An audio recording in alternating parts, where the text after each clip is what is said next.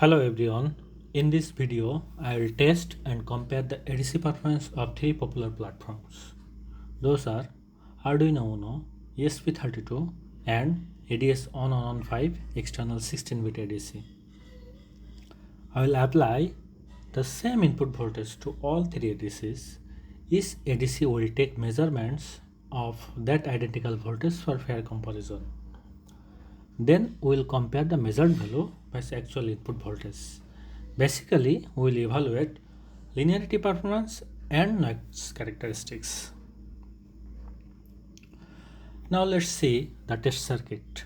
In this circuit, a multi-turn potentiometer is used to generate a variable voltage. We can adjust the voltage from 0 volt up to 3.3 volt. Since it is multi-turn, very fine adjustment are possible, even at the level of 1 millivolt steps. To avoid loading effects, a buffer of M voltage follower configuration is used. To reduce ADC input noise, an RC low-pass filter is placed before the ADC input. A battery is used as the power supply to minimize switching noises from SMPS sources. To avoid errors caused by the ADC internal sample and hold capacitor charging, a minimum interval of 20 milliseconds is maintained between two consecutive ADC readings. This ensures proper settling time and improves measurement stability. Now let's see the communication setup. The ESP32 works as the master controller. It collects ADC data from the Arduino Uno via UART, then collect data from ADS1115 via I2C and measure its own internal ADC reading. Then all three ADC readings are sent to the PC via serial communication. On the PC side, a Python script collects the data and saves it as CSV file for further analysis.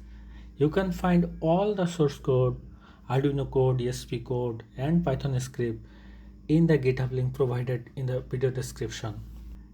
Here is the multi-turn potentiometer, which we use to generate a precise and adjustable test voltage. The actual ADC input voltage is measured using this multimeter to ensure accuracy and to know the exact applied voltage.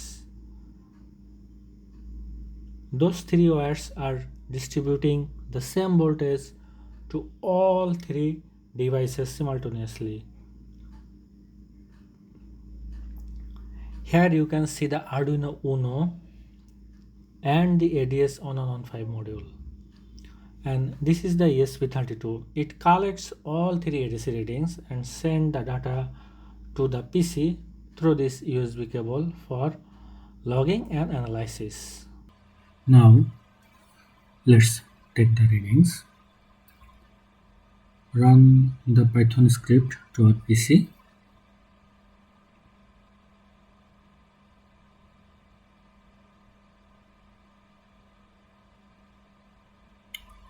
We'll take 100 samples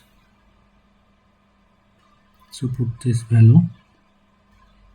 Now it is asking for the value of reference meter. Let's set 10 millivolt using the multi-turn potentiometer.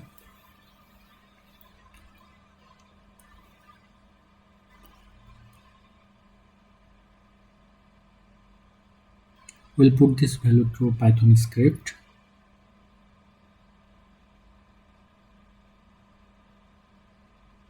Okay, let's put this value to Python script, 10 millivolt.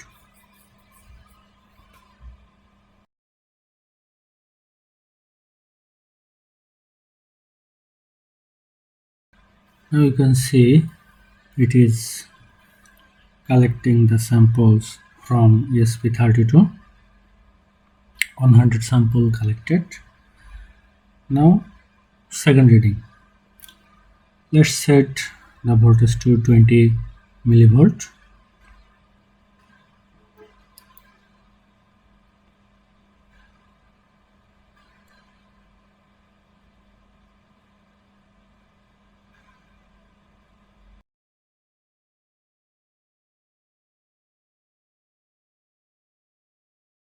Okay, 20 millivolt. Now put this value to Python script. It is now collecting samples from ESP32.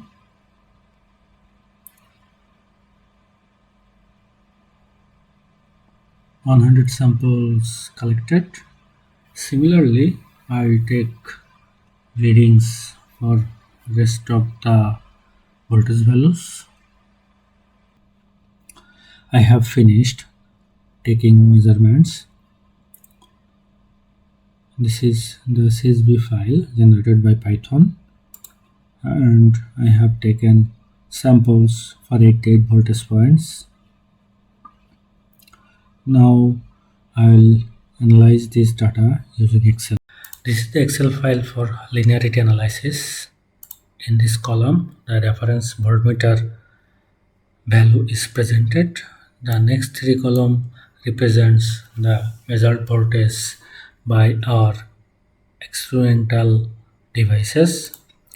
It is the voltage value from average of 100 raw ADC readings, which is represented here for ADS 0 to 99 and for Arduino 0 to 99, similarly for ESP99, and we have taken a total of 88 voltage points here, and this chart is generated from the result voltage by our experimental processor compared with the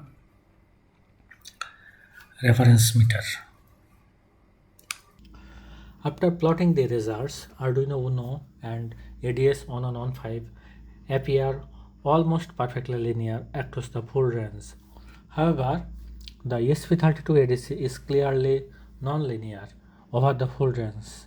It shows relatively better linearity only within 0.15 volt to 2.5 volt, but with an offset. Also, ESP32 shows a dead zone below 0.13 volt and it tops out around 3.18 volt. Since ESP32 ADC showing significant measurement error, its raw data has been calibrated. Here I am using practical 2-point calibration method based on 0.5 volt and 2 volt. This approach is simple and realistic for real world project. After calibration, the ESP32 result improves significantly, and my opinion, it becomes usable within the range of 0.15 volt to 2.5 volt. You can find the complete calculations in Excel file available on my GitHub repository. The link is provided in the video description. Now, noise analysis. For noise analysis, I give a fixed input voltage and take 1000 samples, and I will take samples for 5 different voltage points. This is the Excel file for noise analysis. I have taken measurements of 5 different voltage points and 1000 samples for each voltage points. Here you can see for ADS 1000 samples at 5 different voltage points. Similarly for Arduino and ESP. For analysis purpose, I have plotted only for 1.5 volts. Here you can see. You can also find the histogram analysis and standard deviation analysis in these tabs. This Excel file is in my GitHub. The link is in the description. Now let's closely look at the results. ESP32 is showing poor reproducibility and noisy result. The maximum variation we measured was 21.8 millivolts. Its histogram is widely spread, which means the readings are varying significantly around the average value. On the other hand, both Arduino and ADS1115 showed relatively low noise and good stability. In both cases, the ADC reading mainly oscillate between two adjacent values, which is actually due to quantization rather than random noise. This behavior is clearly visible in the noise plots and histogram graphs. The measured maximum variation was 4.2 mV for Arduino Uno and 2 mV for ADS1115, clearly indicating the ADS1115 stands ahead. So, what is the summary? If you need high precision stability, an external ADC like ADS1115 is the best choice. If you need simple and reasonably stable measurement, Arduino's ADC is acceptable within its resolution limits. And if you building an IoT project where connectivity is important and ultra high precision is not required, ESP32 is very useful because it integrates Wi-Fi and Bluetooth in a single chip.